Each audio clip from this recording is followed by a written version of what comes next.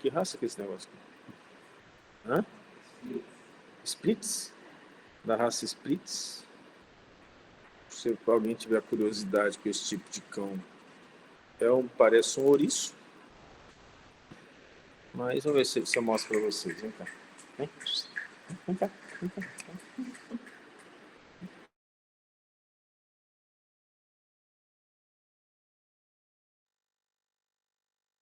Não parece um ouriço? Não parece um ouriço. Aqui, tem cara de ouriço. Eles estão falando que é cachorro. Tá bom. Então vamos começar o nosso estudo. Nós paramos em João, no capítulo 6 dele, versículo 15. Vamos fazer a oração inicial que a Maria Tereza insistiu em fazer aqui do lado.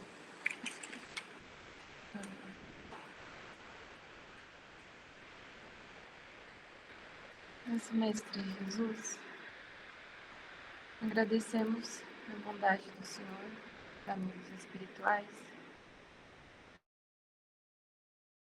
e nos carregar efetivamente ao encontro com as verdades divinas, trazendo a nossa mente e o nosso coração para raciocínios melhores, para compreensões maiores sobre a vida, sobre a reencarnação.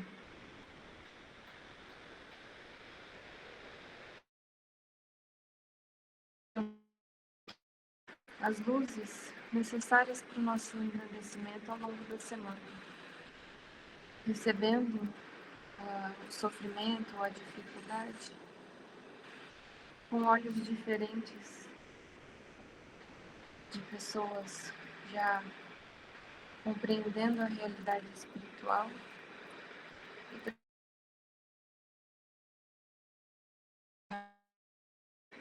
o conforto espiritual necessário para passar pelas vicissitudes da vida com o coração em paz e a confiança no Senhor e na providência divina. Que o Senhor nos envolva na sua luz amorosa, nós te pedimos que a nossa concentração e os nossos pensamentos se afinizem com o Senhor e com o seu amor divino. Nós agradecemos, Pai, por tudo. Muito obrigada. Então vamos. Me ouve? Bem? Me ouve bem? Então, vocês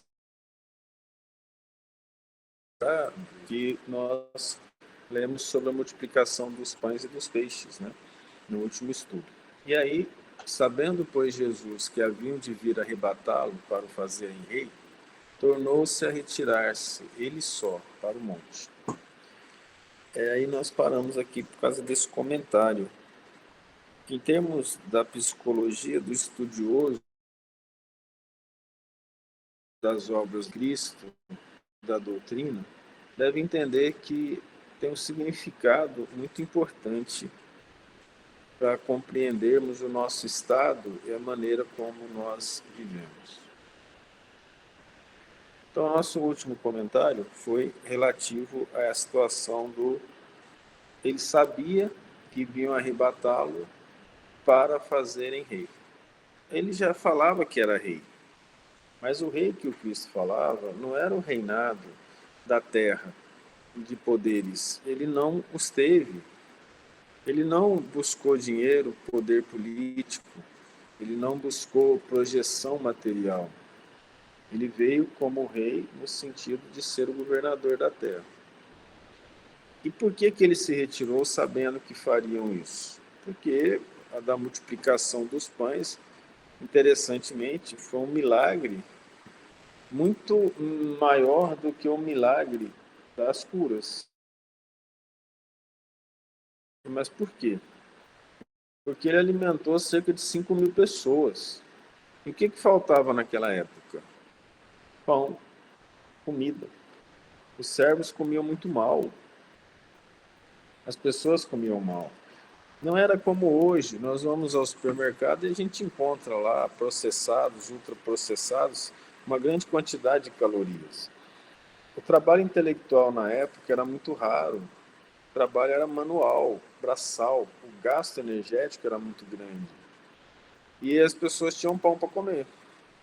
Então você vai imaginar que a média de altura, peso, estrutura óssea, doenças, foram coisas.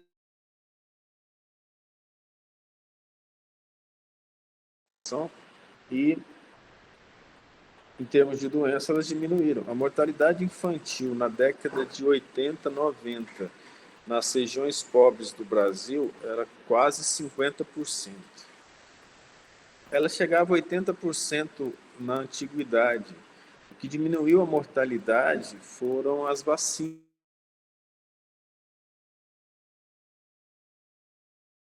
e a morte na infância das pessoas. Na época não tinha vacina. Então, considerando essa situação, o Cristo tendo feito pão, ele alimentou as pessoas. Então, eles queriam um rei que lhes desse comida de graça. Vocês compreendem? Então, você vai e cura um amigo seu que é aleijado. Ó, o aleijado está curado.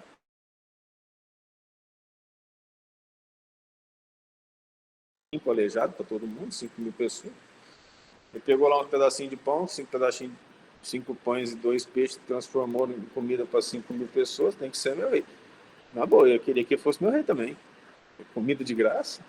E ainda o homem pegou vinho, água e transformou em vinho. Vai ser meu rei, porque aí eu vou comer de graça. Tem. O milagre afetou muita gente. Ele foi um milagre que afetou 5.000 pessoas aproximadamente, pela contagem que João coloca aqui. E aí, quando Cristo curou o aleijado, o leproso, fez o cego ver, ninguém foi lá transformá-lo em rei, não. Foi transformar em rei quando o benefício foi generalizado. Pegou muita gente. Você imagina que hoje você pode pensar que você não quer um governante que te dê comida de graça? Talvez não, porque você vai optar pela sua comida. Aliás, se o governante der comida de graça, a situação vai ficar complicadíssima. Porque aí vai acabar com as profissões que ensinam a gente a comer coisas fitness. Nós não vamos poder mais comer qualquer coisa. Daí tem que dar comida fitness pra gente, né? Isso é interessante. Então, na época, comer era algo muito importante, porque você vivia para comer.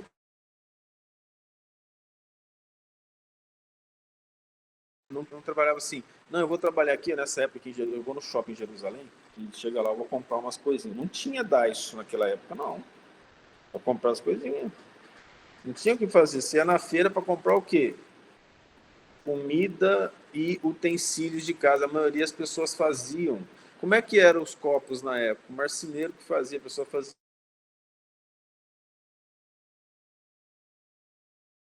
casa de adobe ou de madeira, elas faziam a casa. Então a pessoa naquela época ela era pedreiro, padeiro, cozinheiro, ferreiro. Tinha sim as profissões já separadas, né? Especificamente para coisas gerais. É claro que o ferreiro, na época, ia trabalhar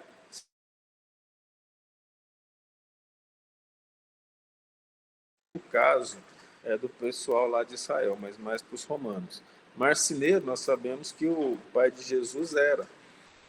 De uma maneira geral, vendia para os ricos. O pobre fazia a mesa de qualquer jeito, não tinha mesa. Vocês acham que naquela época tinha cadeira para todo mundo? Na história, na casa de Simão Pedro, da sogra, né, que a sogra morava com... Eles sentavam no chão, encostado nas paredes. Não tinha cadeira para todo mundo, para sentar ali. Então era uma vida para buscar comida, principalmente. Compreende? Então agora vocês entendem por que queriam arrebatá-lo para transformá-lo em rei. É importante entender isso, pelo benefício geral. Esse milagre da multiplicação dos pães,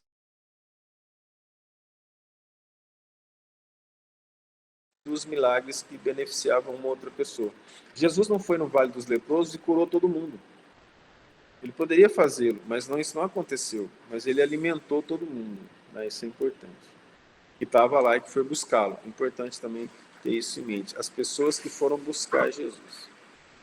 E quando veio a tarde, os seus discípulos desceram para o mar. E entrando no barco, passaram ao outro lado do mar, para Cafarnaum. E já era escuro, e ainda Jesus não tinha chegado até eles. É interessante acontecer umas coisas dessas, né? Já tem pessoas, família que perde criança no shopping, né?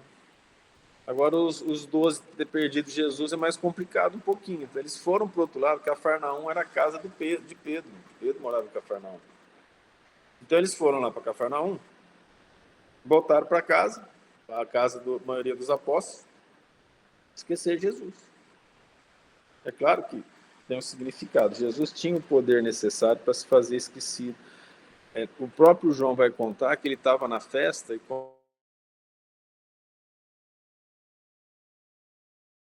então podemos considerar milagre. Nós sabemos que para a doutrina espírita não tem milagre, são leis da natureza, porque o milagre seria ir contra Deus, contra ele mesmo, porque como é que ele faz algo e fala assim, errei, agora vamos fazer um milagre para ir contra a minha lei, né?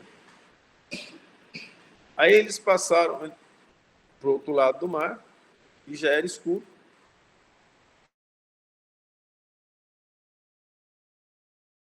Um grande vento soprava.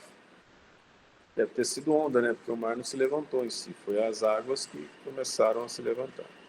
E tendo navegado uns 25 ou 30 estádios, cada estádio, o Emanuel olhou aqui para mim, são 185 metros, a gente fez o cálculo que 25 estádios daria aí 4.650 metros, né?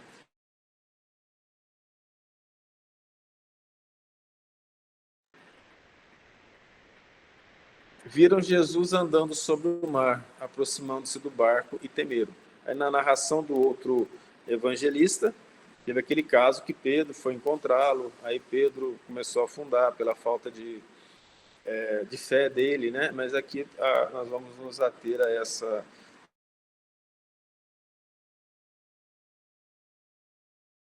isso.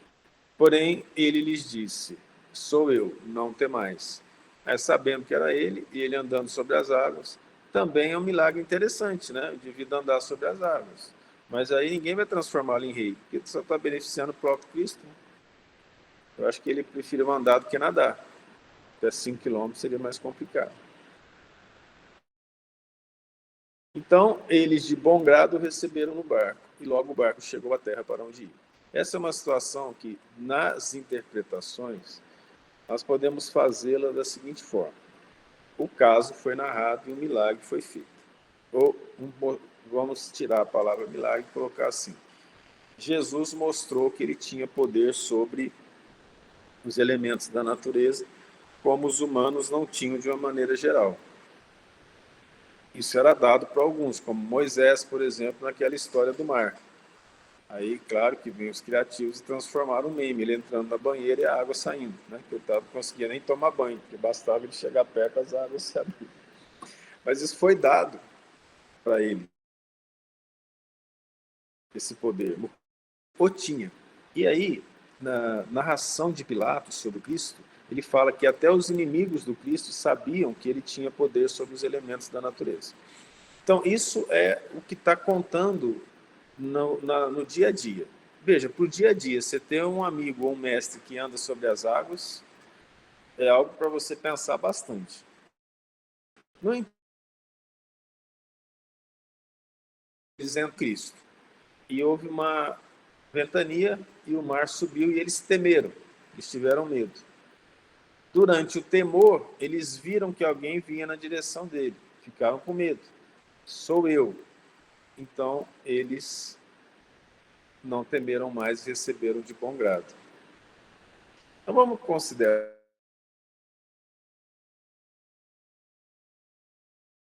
a nossa vida normal, nossa vida tranquila.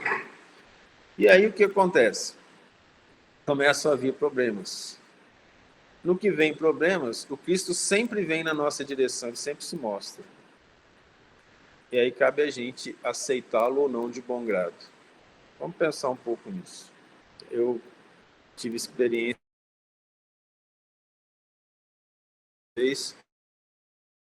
Algumas pessoas em sofrimento, alunos, nos procuravam. Quando eu tinha uma sala na Universidade Federal, muitos alunos me procuravam na sala E aquilo até incomodava os colegas, para que aquele tanto de aluno que procurava, eles ficavam lá e conversavam, passavam a tarde, e me davam alguns problemas. Tinha alguns alunos que matavam aula para...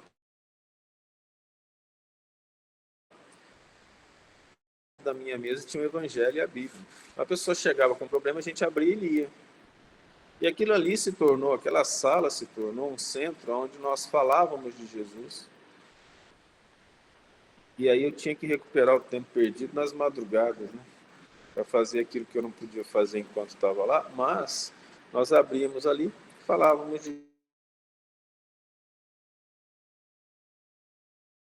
muitos ex-alunos. Então, das histórias que a gente percebia ali, que nos machucava bastante, machucava em termos espirituais, era o indivíduo chegar na faculdade. Chegar na faculdade tem um significado psicológico profundo. A maioria deixou os pais, saiu da casa dos pais. Ou pela primeira vez que saiu da casa dos pais, para poder fazer a faculdade. E eles, então, passavam por situações bastante complexas, porque a universidade é uma porta muito espaçosa, as entradas das universidades são largas. Deve ser por isso que Jesus falou assim, procurar entrar pela porta estreita, porque grande e espaçosa é a porta da perdição. E ali,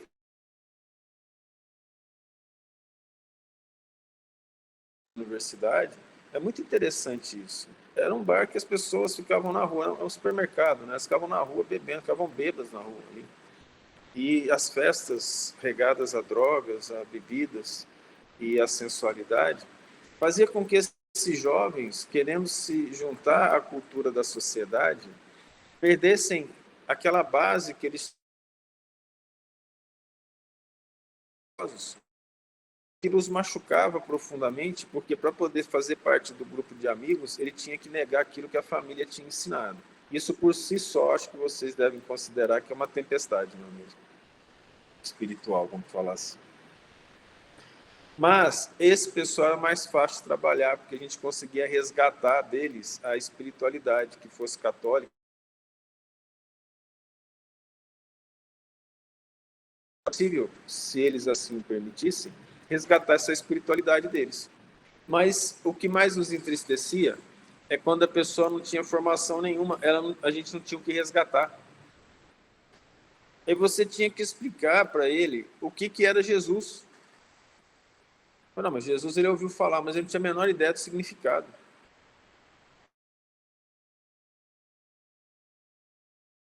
Que todo mundo vai ouvir falar de Jesus, numa parte da vida, não é? Quer dizer, eu espero. Porque tem umas coisas que não, a gente sabe que a geração nova não sabe, entende? Eu vi isso esses dias. O rapaz entrevistando a pessoa mais nova, vou fazer umas perguntas da minha geração, ver se você sabe. Você sabe o que é um bidê? A pessoa, não. Interessante. Bidê é antigo. Hoje não é mais bidê, é buchinho. Não é assim? Essa é uma coisa interessante. Aí ele perguntou, você sabe o que é Zé do Caixão? A pessoa tentou responder associando o Zé com o caixão. Mas não sabia o que é Zé do Caixão, coisa antiga. Mas é antiga dos anos 80, 90. Aí eu vou perguntar para vocês. Jesus.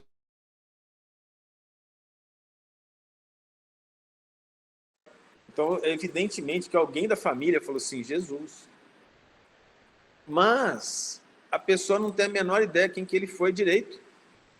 Ela não sabe o significado do Cristo. A gente está estudando Jesus há muito tempo, o significado profundo dele, como nosso irmão maior e o representante de Deus na Terra.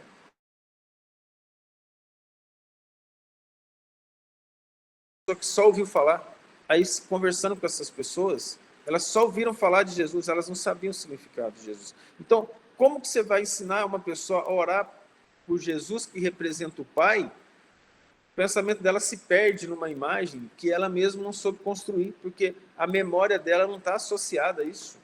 Vocês compreendem a questão?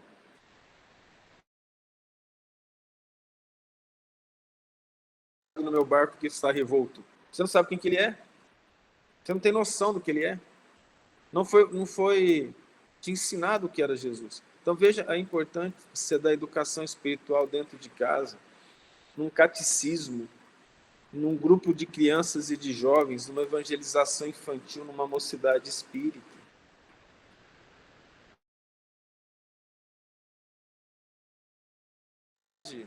Poder receber Jesus de bom grado.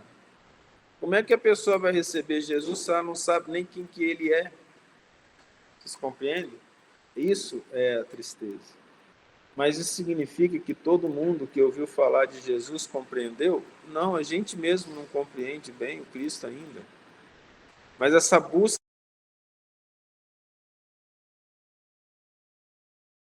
mar revolto, nós estamos no nosso barco, com medo de virar, a gente teme, e Jesus nos diz, isso é verdade espiritual, sou eu, não temais. Aí você não sabe quem que é, um bicho está andando lá sobre as águas e fala, é um fantasma. E sai correndo. É melhor você acreditar num fantasma do que em Jesus.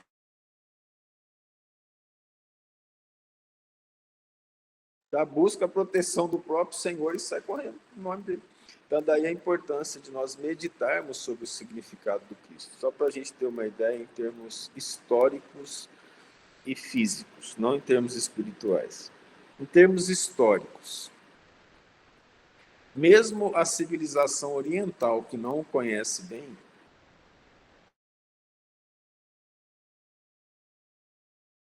tamanha a importância dele. Onde? Num país que não era, de forma alguma, o exemplo de sabedoria como a Grécia foi, de política como Roma foi, ou de poder bélico e de comércio como os babilônios foram. Era um país de caçadores.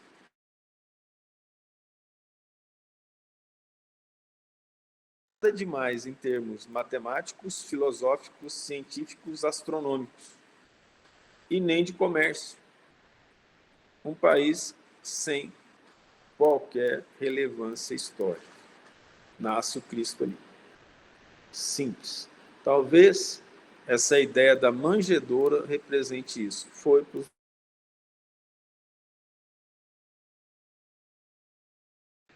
que as coisas materiais têm pouco significado em relação à vinda dele e às coisas espirituais. Ele foi um líder que não procurou ouro, não procurou dinheiro nem poder e viveu na simplicidade. Nós tivemos líderes muito.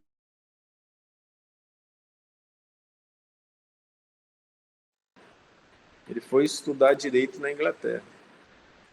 Não é qualquer indivíduo que saía da Índia, que mesmo sendo colônia da Inglaterra, tinha condições de estudar na Inglaterra direito. Estou dando Gandhi como exemplo. O Cristo foi um líder que veio da simplicidade. Siddhartha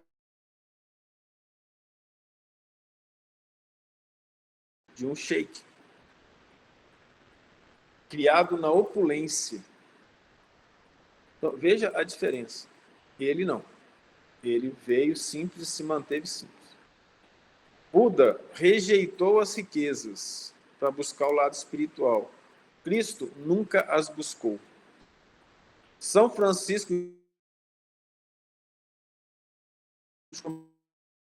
em Assis rejeitou a riqueza. Cristo nasceu pobre e trabalhou. Poderia ele, então, ter usado os poderes políticos e falado assim? Os fariseus, evidentemente, que queriam ter o Cristo como aliado, vocês concordam? Eles não eram o principal partido político religioso da época.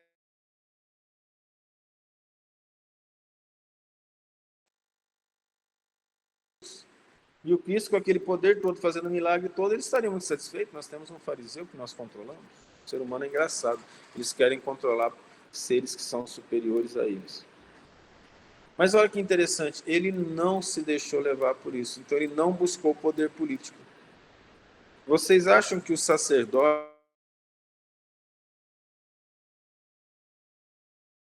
mais ricos, porque eles recebiam muito para poder fazer as escritas, para poder comentar para o povo. os sacerdotes eram muito ricos e recebiam dinheiro do tesouro do templo, que era muito alto, segundo Pilatos. Era muito grande o tesouro do templo. Eles são muito ricos. E o Cristo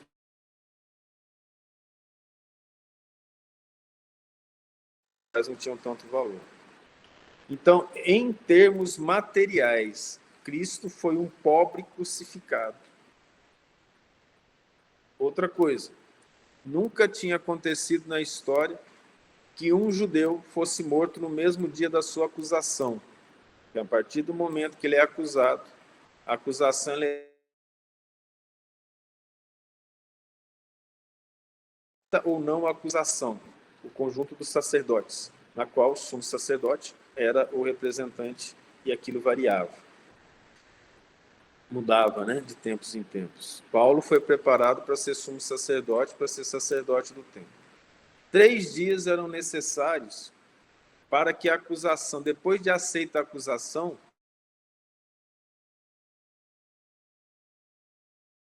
uma pessoa ficava com uma bandeira branca na porta do Sinédrio, provavelmente eles trocavam, 3 dias, e uma pessoa em cavalo, também com uma bandeira branca, dizendo o nome do acusado e perguntando se alguém tinha alguma coisa a favor dele.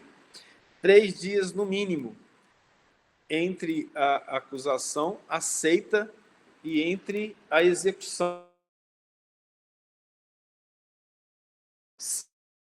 Alguém falando que ele era inocente, ou que tinha uma prova a favor dele, toda acusação seria retirada e o caso seria estudado novamente. Fizeram com um pobre, que não tinha recurso, não tinha nada, uma acusação e uma sentença, e a sentença lavrada em um dia. Desde cedo, o Monte das Oliveiras, até o final da tarde, quando ele foi crucificado. Tudo feito em um dia. Então, essa é a parte material do Cristo. Bem diferente do que se costuma pensar no Marte. Agora, olha que interessante. Voltemos aqui como que começou essa aqui no... Sabendo, pois, Jesus que haviam de vir arrebatá-lo para o fazerem rei, tornou a retirar-se ele só para o monte. Ele não queria ser rei do mundo, mas sim trazer as verdades espirituais. Aí ele vem, ficou sozinho, eles foram embora. Durante os momentos da revolta, nos momentos da tristeza, das tempestades, família ou num grupo, o Cristo então vem na nossa direção. E aí cabe a nós dizer se nós vamos aceitá-lo ou não. Porque ele entrando no barco, eles chegam à terra para onde eles iam e a gente continuar esse processo. Aí eu volto àquela história que eu estava falando para vocês. Se existe uma base do Cristo, é mais fácil trabalhar com a pessoa que tem tristeza. Difícil, porque a pessoa não parou para meditar. A gente não medita sobre os nossos estudos, mas seria muito importante que nós meditássemos pelo menos sobre Deus. Você vai falar, então por que você não falou de Deus? Deus, com certeza, todo mundo ouviu. Nós não temos condições de compreender bem Deus. João fala assim, como você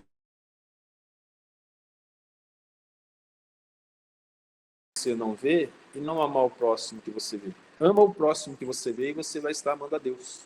Porque aonde que o nosso pensamento vai chegar? Nós conseguimos pensar sem imagens? Difícil, eu preciso criar uma imagem. Aí quando eu penso em Deus, eu acho que aí sim você vai entender que Miguel Ângelo,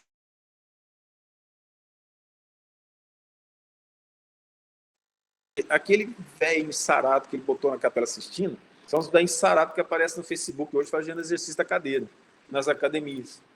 Então você vê aquele velho cabelo branco, mas sarado de um jeito que você fala, não é possível. Foi quase uma montagem ali que eles botaram, né? Naquele programa, como é que chama aquele programa? Bota essas coisas. Photoshop, botaram lá a cabeça de um velhinho no corpo. Aí você vai pensar em Deus, vem a imagem daquele fortão lá, né? Material. Né? Aí você pensa que situação interessante. Será que o pessoal assim, de academia fica pensando assim, eu vou ser saradão igual Deus da Capela Sistina? Seria até bom, porque pelo menos teria um objetivo mais espiritual na coisa. Mas olha só que situação interessante. Se a nossa cabeça busca uma figura, qual é a figura que eu tenho de Deus? Aí criar essa figura, a não ser o que os outros criaram para nós. Mas, sabendo da nossa dificuldade, Deus, nosso Pai, mandou um representante material em que nós pudéssemos direcionar o nosso pensamento para chegar até Deus, Jesus. Veja, então, a importância de meditar sobre Deus e entender que Deus mandou um representante, o Cristo. E se aí pensar no Pai, ele fala, eu estou aqui em nome do Pai. No que ele faz isso é a própria caridade de Deus conosco. Aí a importância de falar de Jesus, de Deus, meditar o que ele é, o significado dele. A ciência permite isso? Claro que permite. Obviamente, com as informações que a ciência nos dá, a gente consegue perceber que esse Deus, se eu acredito que ele fez,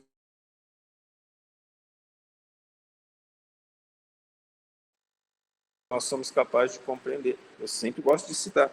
Era mais feliz quando eu achava que a Via Láctea tinha só 100 bilhões de estrelas. A Maria Teresa foi pesquisar e descobriu que é de 200 a 300 bilhões de estrelas, o que também dá um desvio padrão muito grande. Né? A diferença de 100 bilhões é de 1/3. O desvio padrão de 33% é muito alto. Mas, de qualquer forma, estrelas. A NASA nos informa, de uma maneira geral, estatisticamente, que tem 100 bilhões de galáxias. Se cada uma tiver 100 bilhões de estrelas. O outro raciocínio é simples. A Terra é o único planeta habitado, Deus fez a Terra e o fundo da Terra é o inferno. Eu já sou mais fácil de acreditar que os bons estão na Terra e o resto do universo é o inferno. E continuar produzindo gente desse jeito. Mas olha só que coisa interessante relativa a isso. Deus fez a Terra tão pequenininha e a gente não consegue.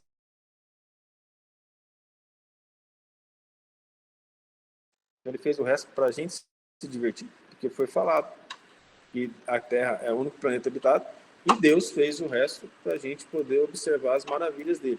A gente não observa nem 1% das estrelas da galáxia, muito menos as outras 100 bilhões de galáxias com 100 bilhões de estrelas. Então, é algo para se pensar. Então, estou pensando sobre Deus. Raciocínio científico.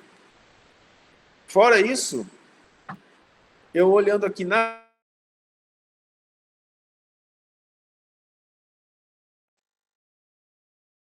Então, eu tenho que ser muito rico para poder ver todas as belezas do planeta e ver quantas vidas que eu preciso para conhecer todos os países e as suas belezas. Aí eu vou começar a acreditar em reencarnação, porque não é possível que eu vou viver uma vida e não conhecer todas as belezas da Terra. Então, assim, eu preciso meditar a respeito disso. Eu preciso meditar também o seguinte, eu vou morrer, vou para onde? Para o céu. Quem foi para lá e voltou para contar como é que era? Não, o pessoal falou que lá tem, a gente vai ficar feliz e os anjos vão ficar tocando harpa. Aí, se eu sou uma pessoa com toque, eu falo assim, qual que é o ciclo de repetição das músicas? É a mesma música, o mesmo tom, quantas músicas tem? Uma guitarra, um violão, tem que ser harpa. E a harpa é capaz de gerar quantos tons, quantas músicas, e ouvir música pela eternidade, não é por nada não, mas qualquer um, né? Acho que até Jesus ia falar assim, não dá para tocar um, sei lá, não vou exagerar, né? Porque seria no inferno, mas assim, um sertanejo universitário, né? Pelo menos, para poder dar uma melhorada no ambiente. Aí, imagina o anjo.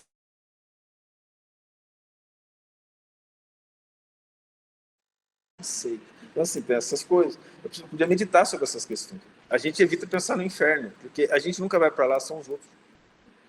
Sempre a pessoa que eu não gosto que vai para lá. E eu não paro para pensar nem nisso, não é porque eu não gosto da pessoa que ela é ruim. Né? Porque eu posso não gostar da pessoa, mas ela pode ser um bom pai de família, ela pode ser um bom esposo, um bom...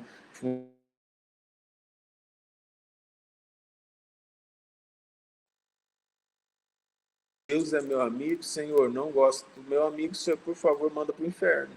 Isso que é amizade com Deus, aquele ser que eu nem pensei a respeito. Nem olhei para o céu à noite para poder verificar a grandeza dele. A nossa meditação sobre Deus é muito falha. E a gente não incentiva as pessoas a pensar sobre Deus. Aliás, a gente não incentiva as pessoas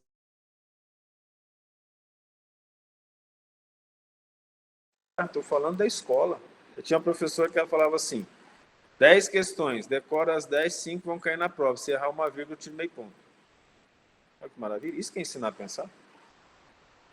Mas eu já tive professor que ensinava a pensar muito, que na prova, normalmente, você podia responder uma pergunta que era bastante clara.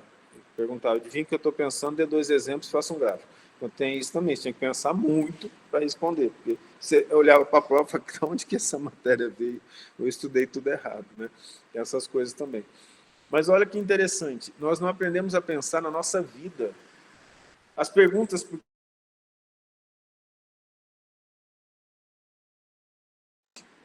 Eu prefiro achar que eu sou uma pessoa feliz, que Deus me ama mais que os outros e que tudo que me acontece é graças a Ele. Como as coisas são boas para mim, de uma maneira geral, Deus me ama. Eu não consigo ter a capacidade de olhar para o lado, de passar e ver uma pessoa necessitada. Você está pensando, necessitada materialmente? Necessidades são íntimas. Eu ouvi um psiquiatra pesquisador falando isso, lá de Goiânia. Nós estudamos os mendigos na rua e não encontramos nenhum que estivesse sem problemas de saúde mental grave. E ele chegou a falar assim, muitos têm condições financeiras, é só virar a cara, ele sai de casa e vai mendigar. Outros têm condição financeira boa, deixou empresa para os filhos, é só deixar, ele bebe, cai e fica na rua. Saúde mental, nós estamos falando aqui. E tem as pessoas que têm saúde mental que não vão para as ruas, estão dentro das casas, estão nas clínicas. Então nós estamos falando, olhar para o lado e sofrer espiritualmente falando, ou emocionalmente falando. Nós não paramos para pensar na nossa vida, a não ser quando a dor chega. Aí quando a dor chega, nós começamos a pensar no outro. Se possível, que tem uma dor semelhante à minha. Aí depois que você passa uma dor e recupera, e alguém conta a mesma dor que teve, você vai sentir piedade, por empatia de dores. Mas nós somos quase incapazes de pensar no outro. Nós pensamos em nós. E esse senhor aqui, ó, que foi andando sobre as águas até o barco, disse, ama a Deus sobre todas as coisas, aquele que a gente não medita, e ao próximo como a ti mesmo, aquele que a gente não pensa. Então ele é a base da filosofia, da redenção e da felicidade humana. Medita sobre o Pai que nos criou e ama a criatura que ele fez, que é tanto amada por ele quanto você o é. Aí a gente vai começar a pensar um pouquinho. Aí sim as pessoas, principalmente as prepotentes, vão entender assim, eu vou começar o caminho da sabedoria, tirando o foco do meu pensamento sobre mim mesmo, começando a pensar no outro. E a nossa inferioridade é tão grande, nós precisamos chamar a atenção da bondade de Deus para a família. Porque o momento que a pessoa decide se casar e ter filhos, ela não está nem percebendo que ela está lutando para chegar a Deus. Porque no momento que a pessoa começa a pensar em casamento, se o egoísmo vence, ela não quer nem casar. Ainda mais a geração de hoje que não quer dividir o joguinho de computador com os colegas. E muito menos que a esposa, que vai atrapalhar o indivíduo nas noites que ele está jogando.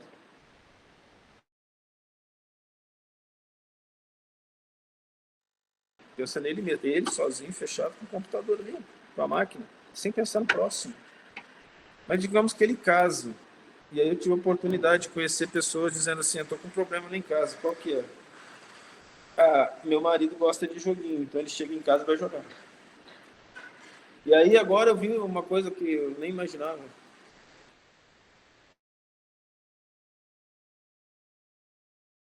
Meu marido tem 50 anos, ele não pensa na família, todo o dinheiro que ele tem ele gasta com ele, eu estou sustentando a casa, o tempo que ele tem livre ele joga. Falei, qual que é a idade do seu marido? 50 anos, falei. Está acabando com a minha geração, porque eu não imaginava que a minha geração fazia isso. E o que aconteceu?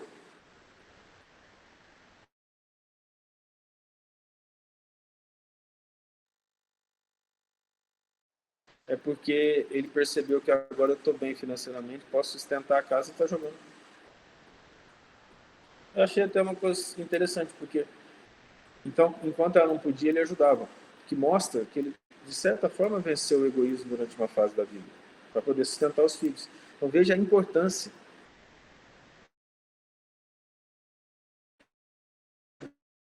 em termos espirituais, porque eu tenho que parar de pensar em um e começar a pensar no outro. Está só falando casal, né? Entendeu? Agora, você imagina se o pai ou a mãe fazem isso. Eu também conheci uma situação que, em umas entrevistas, falei assim, você, como é que está a sua família, o seu marido? Você está bem? Ah, a gente se dá muito bem. A gente não conversa muito, não. Por quê? A gente gosta de jogar.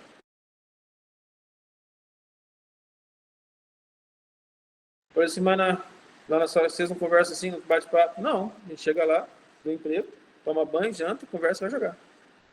Tá? Totalmente diferente. Vai ter filho? Ah, não sei, porque acho que a pessoa tem vergonha de falar assim, não tem que parar de jogar, né? Eu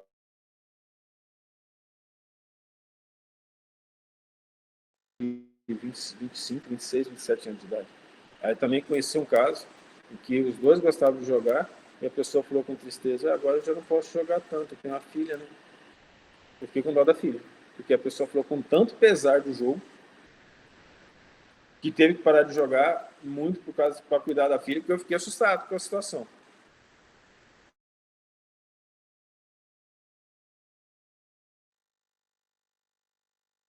De ser tão egoísta. Só que o filho precisa de cuidado à noite, precisa de mamar, trocar fralda, precisa olhar a vida dele e não é largar, porque aí o egoísmo vai em vários pontos. A pessoa coloca o filho e fala, pronto, agora você vive. Eu já vi casos de egoísmo gravíssimo no seguinte sentido. Não,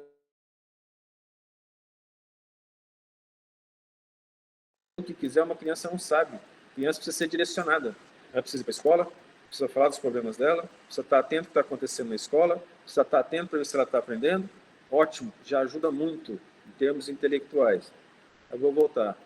É meditação sobre Deus, sobre o bem, sobre Jesus. Então nós falamos aqui de vários níveis, desde o egoísmo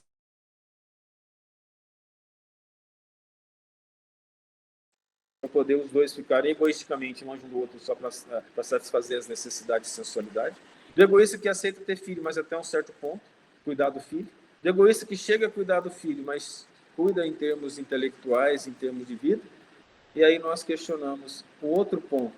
E nós temos na sociedade esses vários níveis. Qual que é o ponto que nós questionamos? O quanto que nós pensamos sobre Deus tombando e que a tormenta estiver me atrapalhando no íntimo ou a família, quando Jesus fala, sou eu, não tem mais, ele tem condições de entrar no meu barco? Essa é a meditação de hoje. É a minha relação com Cristo, com Deus.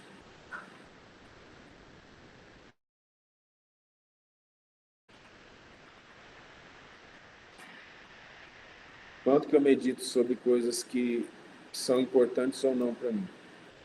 Aí vem a questão da hipocrisia. Deus é importante? É, meu pai me criou. Você tem certeza que tem? Acredita na alma? Sim. Acredita no céu e inferno? Sim. Você vai para onde? Para o céu. E se Deus te criou e te deu tudo isso, não sobre ele.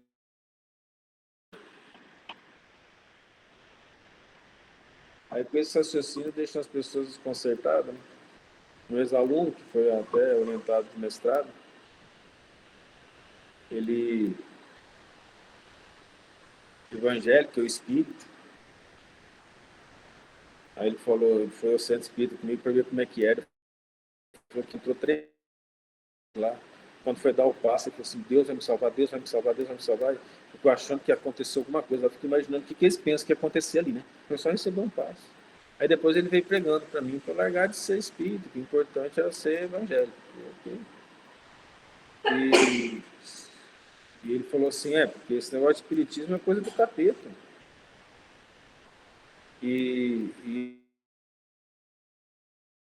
eu falei assim, como é que tá? Jesus falando que arranca um olho se o teu olho for mau. Ele olhou assim para mim, porque você falou para mim que reencarnação não existe, né? Aí eu falei para ele que Jesus havia falado de reencarnação, depois que Deus desceu do Monte Tabor, e também sobre aquele nascer da água do Espírito. Ele falou que é interpretativo.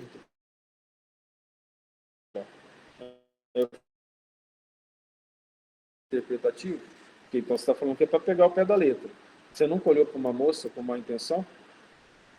Porque e se você mentir agora, você vai para o inferno, você sabe. Aí ele olhou assustado. Então eu já olhei. Falei, por que você não arrancou o olho? Está com os 2 olhos aí. Continua olhando. É importante a gente pensar um pouco. E a pessoa fica refletindo, né? Fica brava, né? Evidentemente. Não pense que elas aceitam isso com tranquilidade para raciocinar, não. Mas vão refletir um pouquinho. Vamos pensar um pouquinho. Deus é importante para mim? Sim ou não? Se é, vou pensar um pouquinho mais sobre ele. O Cristo fala assim, e quando orardes, não fazeis como os hipócritas que olham para serem vistos. Quando orardes, entra no teu quarto, fecha a tua porta e ora ao teu Pai que estás nos céus. E ele, em te ouvindo, te atenderá. Eu posso orar também do seguinte tipo, assim, ô Deus, me ajuda aí. Falou, amigão, não faço nada para você, não, ajuda o meu próximo, não sigo o que Jesus falou, nem penso. Isso é ingratidão de alto nível. Você não faz isso com um amigo. Como você pede ajuda para uma pessoa que você nem considera? Você não faz isso com um amigo, você está fazendo com Deus. É para se pensar um pouco. No nível de ingratidão que a gente vive com Deus. Ele veio e mandou o Cristo e mostrou que o mundo espiritual é muito importante para a nossa felicidade. O exemplo do Cristo mostrou isso. Aí eu não medito sobre ele, mas peço tudo para ele. Eu não agradeço nem o que eu tenho. Eu falo assim, não, eu sou muito grato, mas o que você faz para agradecer? Você só fala que é grato? Imagina se um amigo te desse condições de você ter uma vida muito boa financeiramente. Uma pessoa honesta seria grato por essa pessoa.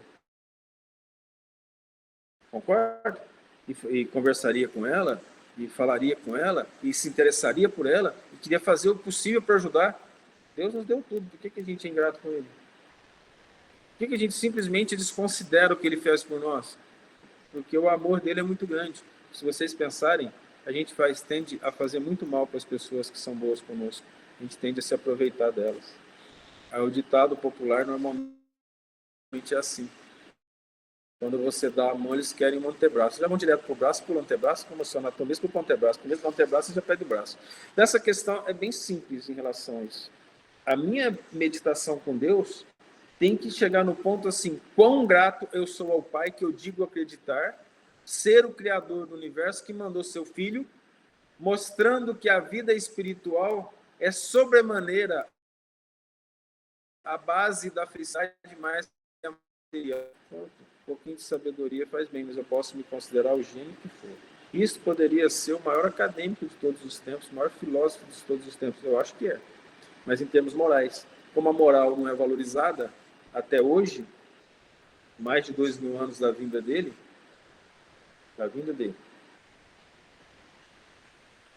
aí ele ainda não foi considerado o maior intelectual de todos os tempos, porque a gente acha que o intelecto são os conhecimentos técnicos, científicos e a nossa capacidade pequenininha de analisar uma variável por vez, ou duas no máximo. E Deus, que nos criou, trabalhou com infinitas variáveis ao mesmo tempo, fazendo com que tudo ficasse harmônico, inclusive a nossa própria vida. Quantas vezes a gente pensou assim, Deus me ajudou, se não fosse isso ter acontecido, minha situação estaria mais difícil. Se ele fez isso, trabalhou com variáveis que envolvem os outros à nossa volta e nós não enxergamos. Como nós nos acharmos intelectuais, capacitados, diante de uma inteligência suprema em que nós devemos gratidão e humildade? Hoje nosso bate-papo foi sobre meditar um pouquinho sobre nosso Senhor, que nós dizemos amar, respeitar e oramos, mas não tratamos nem como o melhor amigo, sendo que, felizmente, Divaldo falou isso. Cristo é o amigo incondicional de todas as horas. Deus nos abençoe. Vamos fazer a oração final.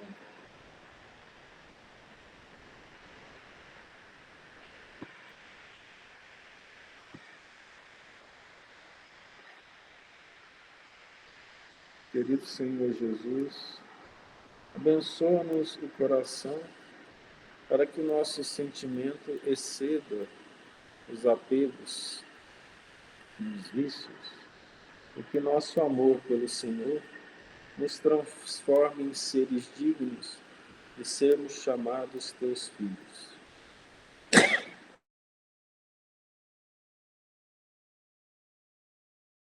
O seu amor por nós, resgatando-nos a alma ainda perdida nos descaminhos que nós criamos, para entendermos que o Cristo é o caminho, a verdade e a vida. E ninguém vai ao Pai senão por Ele.